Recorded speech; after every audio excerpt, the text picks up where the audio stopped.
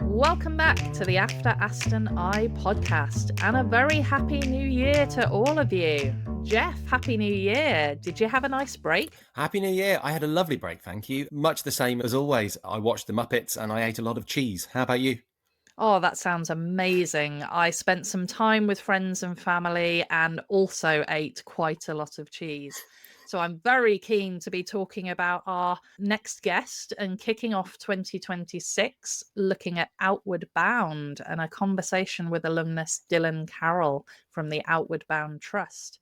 Have you ever done Outward Bound, Geoff? Are you a secret gorge walker? Maybe enjoy a spot of kayaking? I have not done Outward Bound and I'm not a secret gorge walker. I probably need to do a little bit more of that after the cheese. But no, so I'm absolutely excited to hear all about this from Dylan. Amazing. Well, I have to say, I haven't done kayaking either, but I do like a spot of walking with the dogs, a bit more sedate perhaps than some of the outward bound activities. Before we kick off the interview, then, Geoff, what can you tell us about Dylan? So, after graduating from Aston University in 2001 with a degree in German, Dylan began his career in international sales before finding his true calling in the charity sector. Over the past 2 decades, he's become a passionate and strategic fundraiser, leading teams, shaping partnerships, and bringing together donors, schools, and communities to make a lasting difference. Today, Dylan is head of partnerships at the Outward Bound Trust, a charity that takes young people beyond the classroom and into life-changing adventures in the wild, helping them discover confidence, resilience, and self-belief. The trust ensures that potential never depends on income, funding over 80% of participants so that no one is left behind. Through his leadership and storytelling, Dylan has helped connect outstanding donors to outstanding causes, inspiring the next generation to realise they're stronger than they think. Dylan, it's an absolute pleasure to have you with us. Welcome to the After Aston I podcast. Thank you, Geoff. It's lovely to be here. Thank you for asking me, and Happy New Year to you both. Thank you very much, Dylan. So let's start with what should be a really easy question. Can you tell us a bit about the Outward Bound Trust and the work that you do? Yeah, of course. Well, it's a pleasure to do so, and thank you for the introduction. And you covered a lot of it, actually, which is great. So, look, we go off the belief that, in the words of our founder, that we're all better than we know. And we tell our young people that if you can only be brought to realize this, you may never again be prepared to settle for anything less.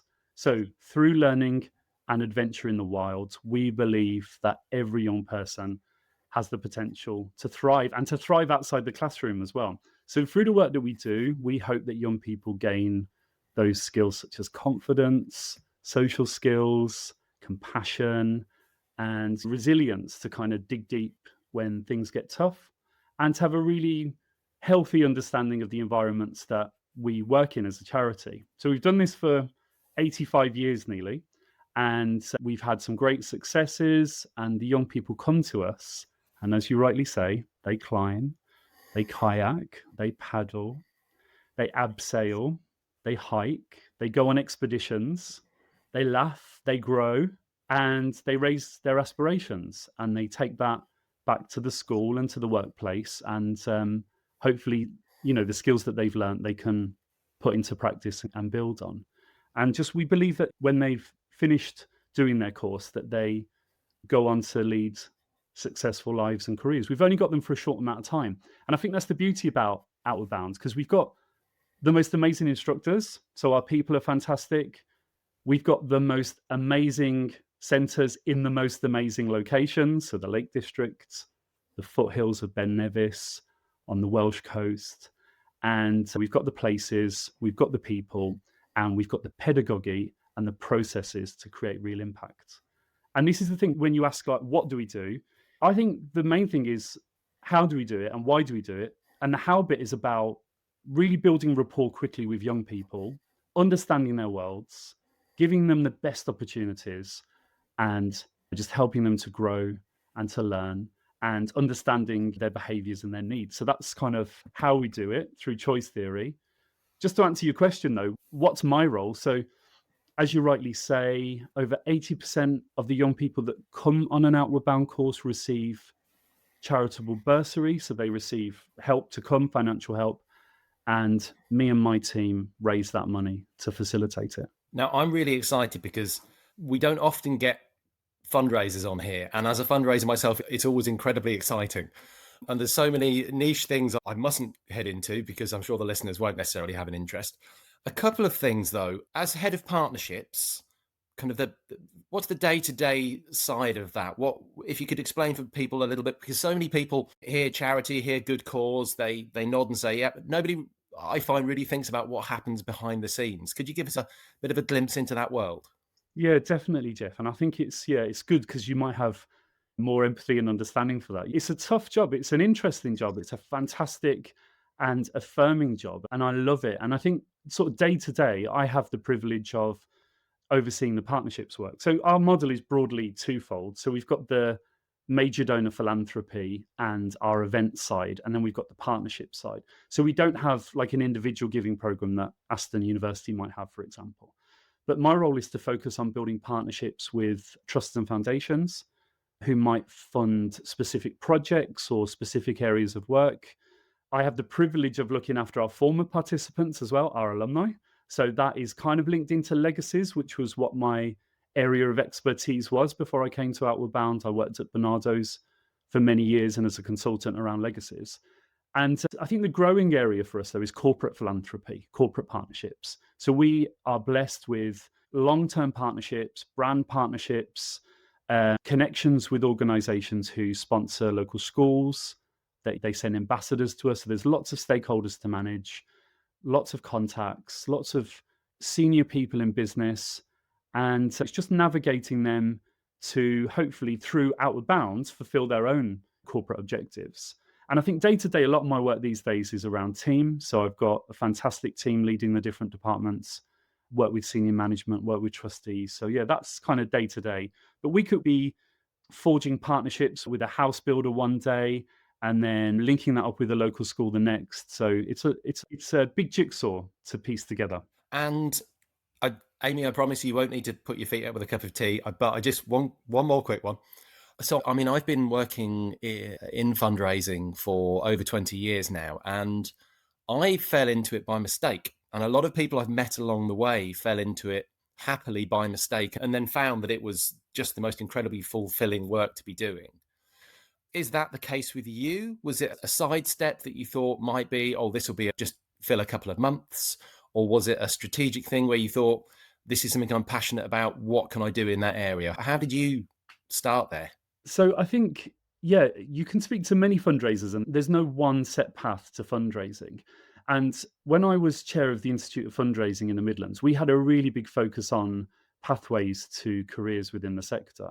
And I do think these days, lots of people are coming from lots of different backgrounds. They've already done maybe their first career within industry or within another sector. And I think for me, that was similar. I'd worked abroad. I'd obviously finished in Aston. I worked abroad for a few years and got a job in industry. And I just found that sort of it wasn't the pathway that I wanted to be on. And I remember sitting in a bar in Germany.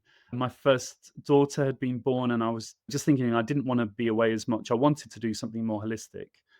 And I'd been fundraising anyway. I'd done a big fundraising activity for the MS Society. Someone close to me was diagnosed with MS and got my sort of friends and family involved. And then I just saw the opportunity to mix in those skills that I'd learned and forge a career. And thankfully, it's been a career for me. So I think I see different pathways for different people. But I think it's a great industry to be in. You get to experience so much, get to meet so many wonderful people and do some good work too. Fantastic. I suppose this is a question for both of you, actually, Geoff. I'll let you answer this one as well. But Dylan, how do you ask people for money? What's the trick to get people to actually hand over the cash or hand over the support? So I think people might find that a daunting prospect. I mean, I think I do as well. I think the area of work that I'm in, though, well, first of all, it doesn't focus on money. So you've got to focus on why is the person potentially giving you money? Like, what are their motivations? What are their goals? What drives them to do something? And I think that once you understand their motivations, and Geoff, you might have read Ken Burnett's book about relationship fundraising. That was an absolute game changer for me, working out why people give. And I just go in on the understanding or the assumption that they want to give. We're selling something that they want. If we're in the moment, if we asking the right way, we might be able to influence their ways of giving. And I think also you've got to just believe that what you're doing is right. You're doing something really positive. We're raising aspirations of young people at the Outward Bound Trust. And I think that people want to support that. If I could just add a different perspective on it as well, rather than create an idea of people shaking buckets at train stations, which is also part of the whole game, I suppose. But coming from legacies, the legacy sector in the United Kingdom, we estimate that in the next sort of 25 years, it could be worth up to £50 billion. And people give legacies, for example, for completely personal reasons. So, interestingly, if you're a legacy geek like me, a few years ago, Professor Russell from Texan Tech University actually put donors in MRI scanners and asked them about different things to do with their giving, their volunteering, and their legacy aspirations. And when they asked about legacies, he found that part of the brain, part of the visual memory system, I'm not a scientist, so don't quote me on this, what we would call the mind's eye, where you form visions of nostalgia and values and religion and love, all this sort of deep thought inside your brain, and also the part of your brain that gives you the ability to dream, lit up when people were asked about their legacy and when they started thinking about their own autobiography and symbolic immortality. They thought that by actually giving to charity, they could influence society when they left it. And I think that's such a privilege to know that through storytelling and through connection and through highlighting wonderful work that charity does, you can actually influence that and influence society. So, Geoff, I don't know how you feel, but I would say we're pushing on open doors. Complete disagreement. No, I'm joking.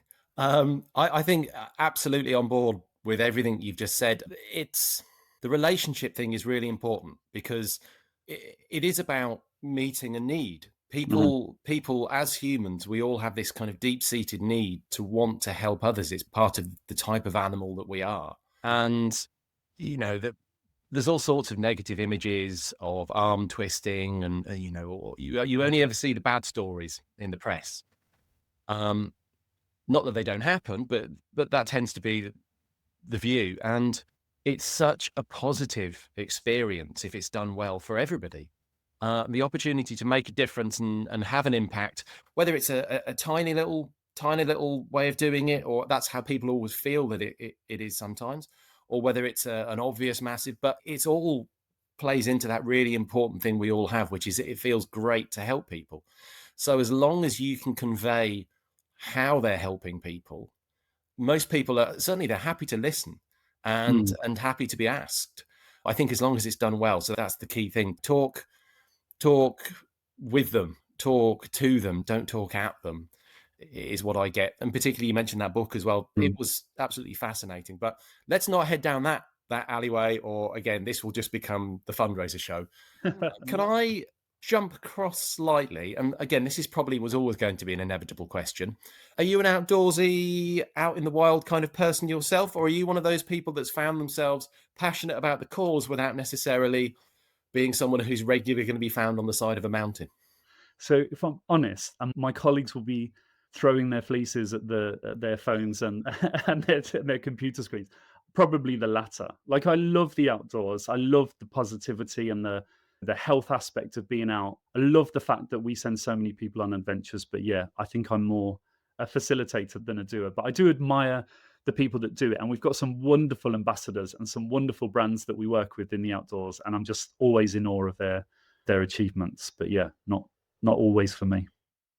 I haven't had the privilege of doing Outward Bound, but one of the defining moments from my school days was the opportunity to do a trip to the Brecon Beacons. And we had two wonderful teachers who hired out the minibus from the school. And on a Friday night, they would drive us and I lived down on the south coast, drive us all the way up to Abergavenny for some fantastic fish and chips. And then we would head off to the youth centre and we would spend the weekend gaining blisters and traipsing through mud and yelling about how hard it was out there. And we would have the most amazing time. And I would never have considered myself an outdoors person as a young person. I absolutely hated mud.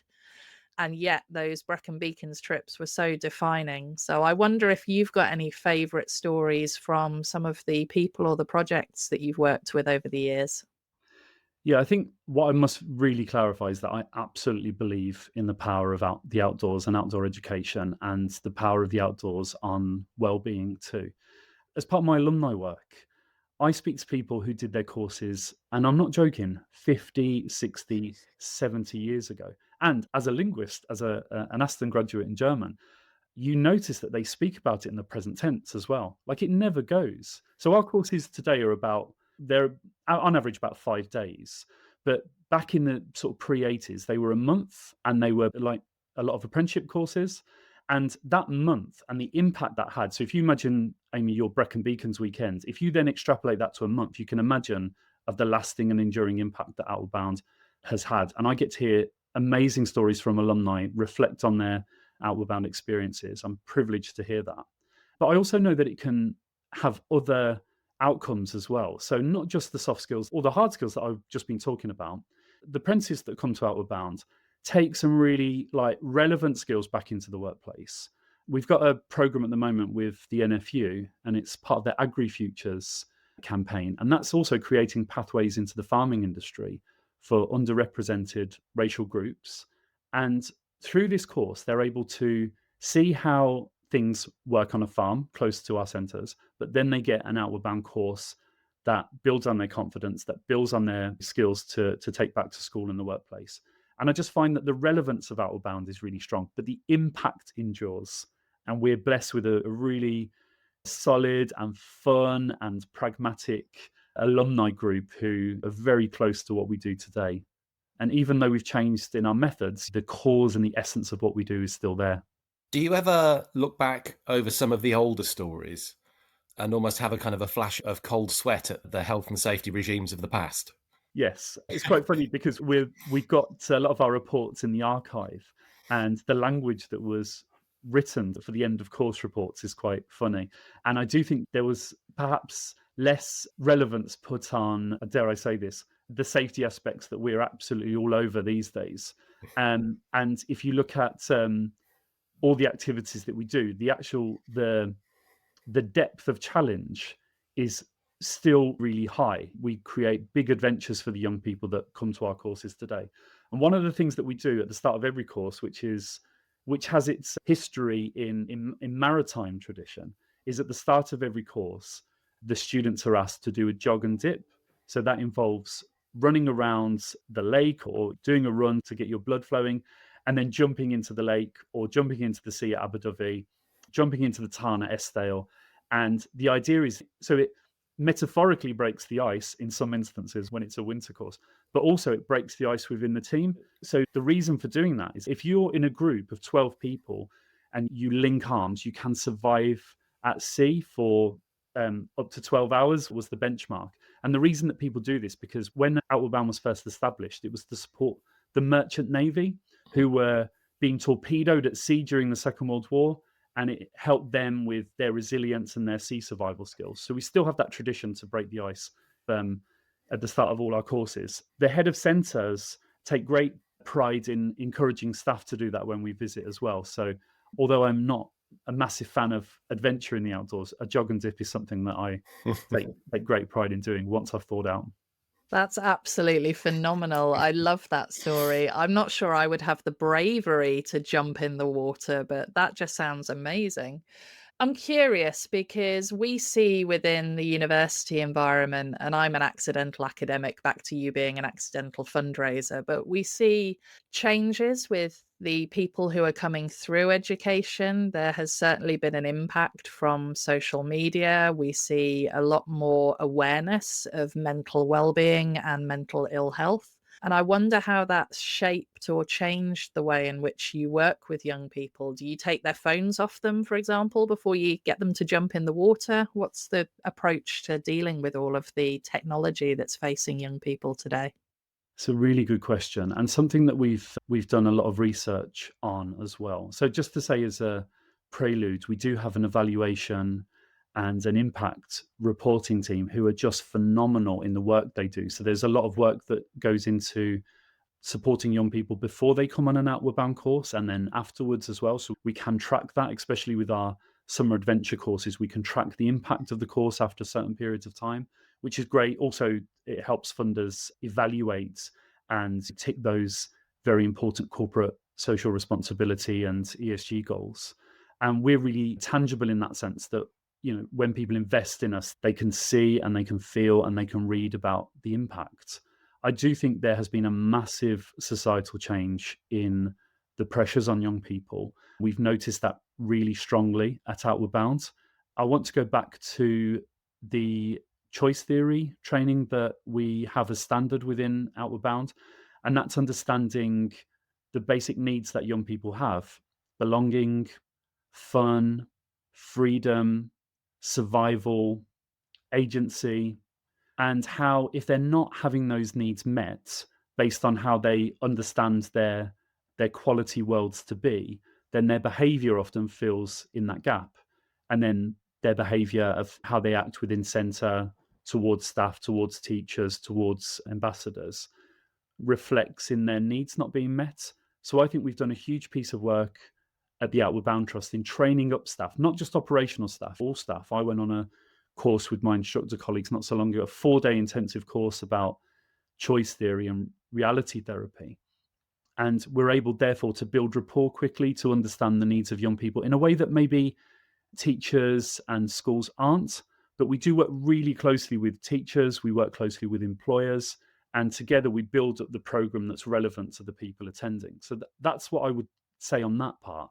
In terms of phones, it's really difficult. I mean, there's an academic paper on it that perhaps is too long to summarize, but one of the outcomes that came from it is that, sure, it's a problem, but if you take them out of their day-to-day routine and you give them adventure and you give them challenge and you focus them on building up friendships and tasks, then you find that maybe the reliance on social media and technology isn't as much, but we don't actually take them away as it, we do during the day, but we give them the option of having them back in the evening.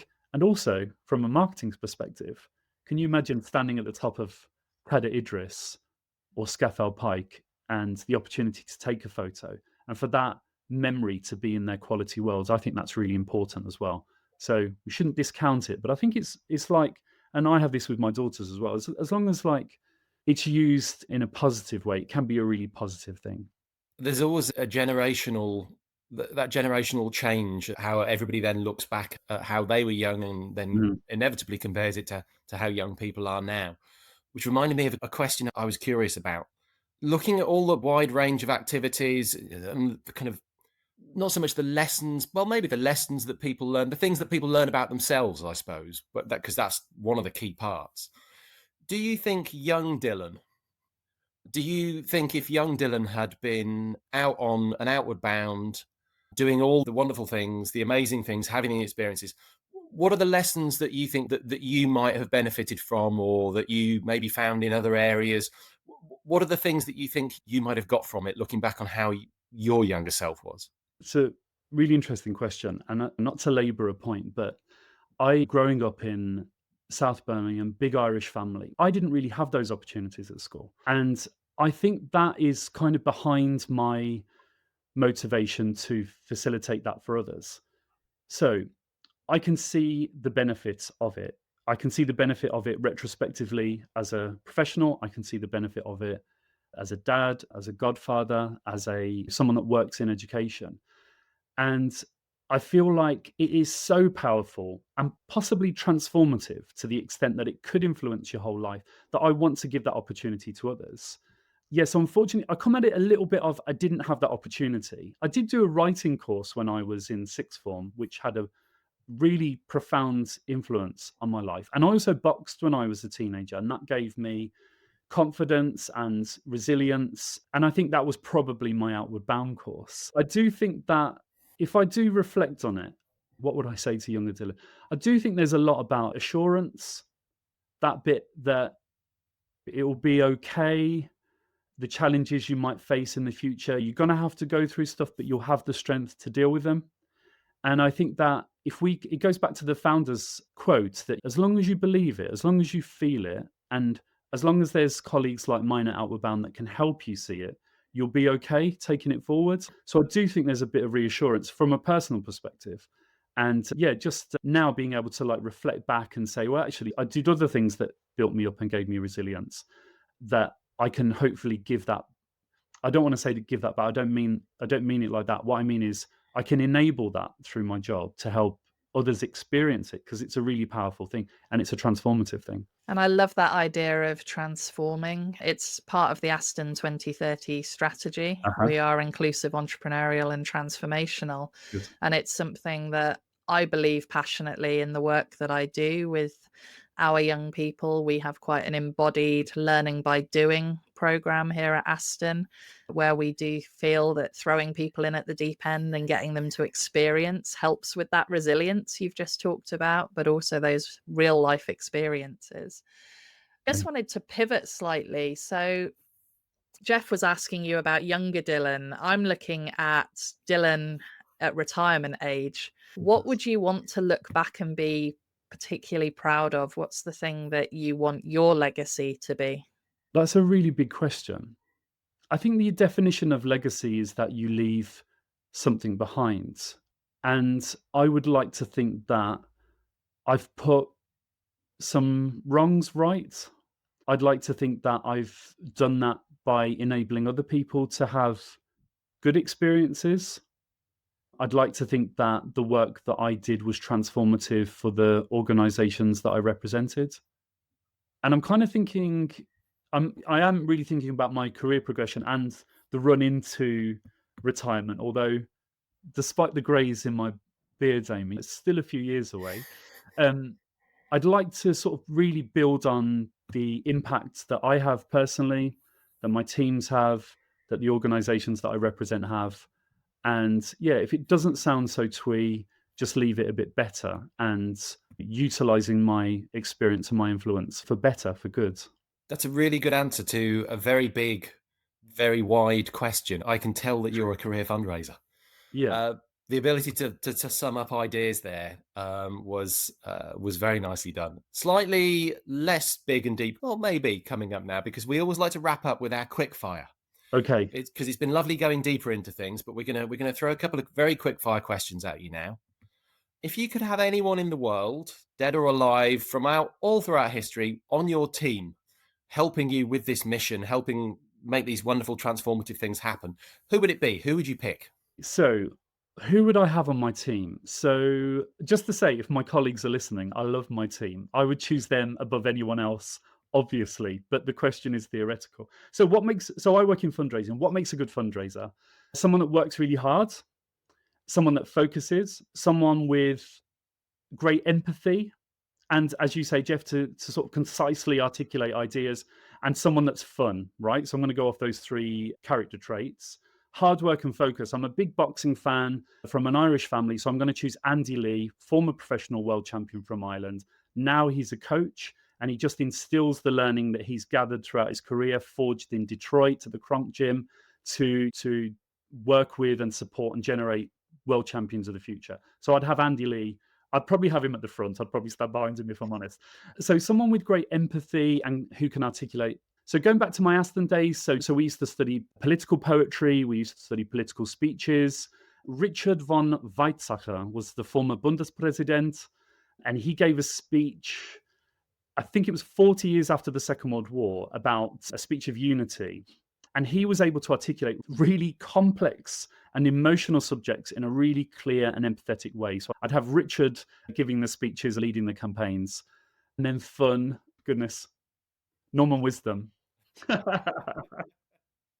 just for the crack. And I think we're Outward Bound. We do focus a lot on fun, and I think Norman would be good? Maybe not. Maybe I'll just stick with my team and my mentor who I work with.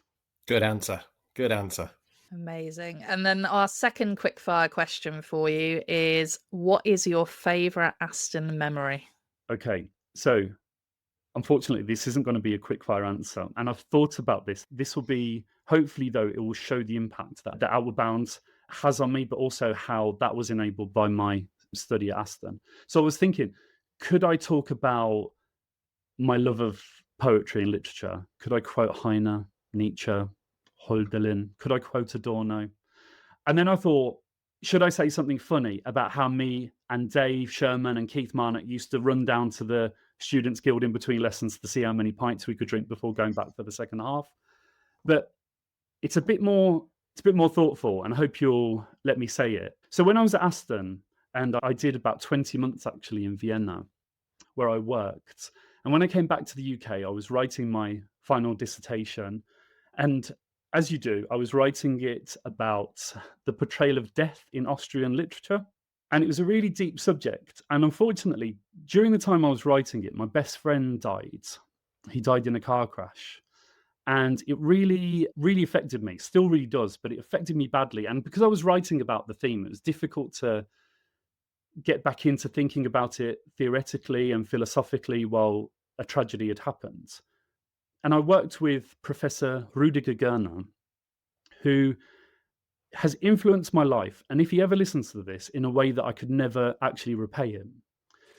And on my graduation, he gave me a book, which I found the other day. It's from Stefan Zweig, which is an Austrian author.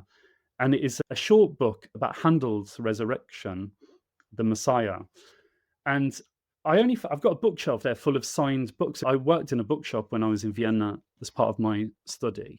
And I've got a bookshelf full of books that are signed by the author and Professor Görner. And I won't read it because it will probably upset me, but he wrote me a letter.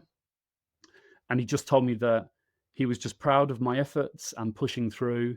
And I just think that him as a man and all the teaching and learning that he gave me, and that faith that he put in me, and that belief that he showed me, perhaps in an academic and from an adult perspective for the first time, I was just so buoyed and inspired by his teaching and his learning that it actually kicked me on to find a career working abroad and then going on to be successful in the charity sector. So I've got him to thank.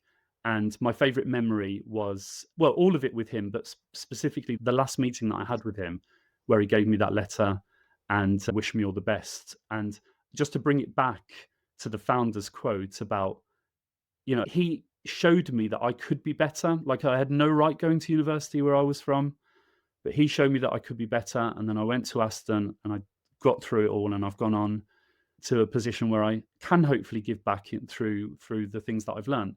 So sorry, that's not a quick fire answer, but I hope you'll allow me to reflect on that in that way. It's not quick fire, but I'm pretty sure we're going to allow it because that was a gorgeous answer. You've actually got me slightly emotional now as well. I'm very fortunate because I spend a lot of time hearing from alumni and current students, particularly in like kind of the scholarship areas of my work. And that idea that what the hell was I doing at university? I shouldn't have been there is something that it comes up, I suppose you could almost say surprisingly often. And it's absolutely gorgeous that you receive that kind of message and that kind of inspiration. So thank you so much for sharing that with us.